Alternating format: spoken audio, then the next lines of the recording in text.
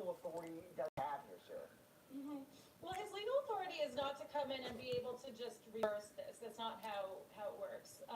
What could happen though, is that that the Trump administration would be in a position to decide whether a possible divestment is adequate. So it would go back to the president, and because of how complicated this is, and this question of ownership, it's difficult. It's a technical question, and that could give him some sort of that discretion to make that judgment about whether this divestment is adequate in terms of mitigating the national security risk. Sarah, are there any implications for other Chinese-owned companies, or is this really just pertaining to TikTok? No, it's a great question because this came up today in the hearings, which is, well, what about Temu? They have millions of Americans that they get click data from, and what about that? And that's a valid question, but I think what's aside as a difference in kind was the language that the Solicitor General is using, the difference in kind from what we're talking about here, which is the 170 million Americans access to their data and ability to manipulate the psychology and opinion of those Americans. Sarah Krebs, thank you very much. Important perspective today as well. Thank you.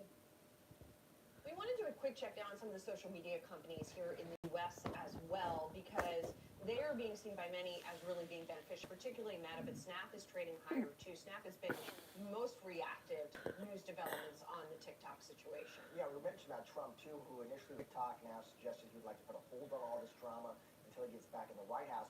A criticism Trump has made in the past is his concern that if you saw TikTok ban, ripple effects would give too much power to other social media platforms. Well, but maybe he's more okay with that now that there's been a sort of Zuckerberg-Trump. There was reportedly a meeting. I don't mean the minds. There was a meeting. I'm not sure how it played out. Well, Zuckerberg has made changes to the platform that one could say would be more in line with the right than with the left. I think it was. I mean, I think he was responding. Zuckerberg to listen. I think for sure he was. It's not a bad idea to be on the right side of the incoming president. I'm sure he was probably responding to her that he's seen from X. I also think probably Zuckerberg in that instance, he's first and foremost a CEO, an executive, a businessman. I think he's also just responding to, you could argue, more seismic shifts he sees in the culture and politics. Whatever the reason, I just wonder if it will make President Trump less We wait and see. Antagonistic. Yeah, we'll wait and see. All right, we're just getting started here on market domination. Coming up, shares of AMD sliding today on the back of another downgrade. We'll check in on that and some of our other top calls of the day when market domination returns. Hey, some people actually got on here. Awesome. What up, though, everybody? This is Tanya. They were talking about TikTok on, they were talking about whether TikTok was going to be banned or not. And so there's hearings going on, and I thought I'd record some of that for y'all.